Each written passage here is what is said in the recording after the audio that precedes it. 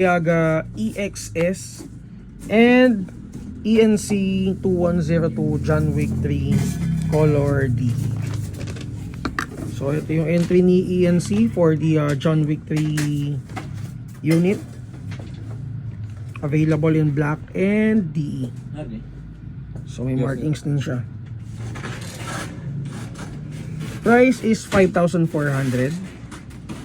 Full metal yung unit, may under rail for attachment, threaded OB, non-slip na grip, magazine capacity is 26 rounds, may magwell na rin. Okay, so test natin.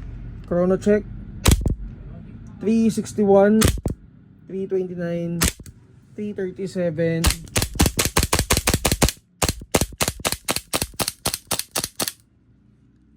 Kinulang sa gas So kinulang nga sa gas. Teka, kailangan kong lagyan ng gas.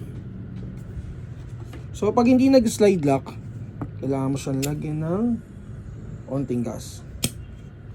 So para malaman din if yung unit is for example, kapag malamig yung magazine, di ba? Minsan hindi siya nag-slide lock pag sobrang lamig nito. So para malaman natin na okay yung magazine at saka okay yung unit, pag kinasa mo siyang ganun at hindi mo kailangan tulungan para mag-slide lock to, okay yung unit. So talagang malamig lang yung magazine. So ito, test ko ulit. Okay, so nag-slide lock na.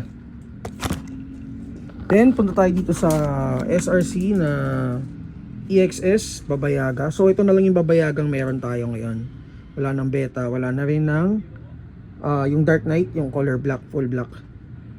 So ang kaibahan lang naman ito is yung mga parts niya, yung mga small parts niya, trigger, yung magwell, and itong thread niya tsaka thread cover is silver.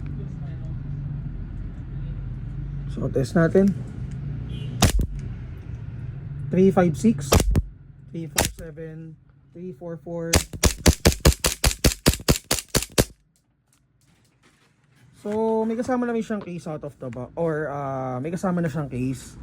Price is 10,000. Okay? So for details, PM kayo sa page namin, Mavs Hobby PH.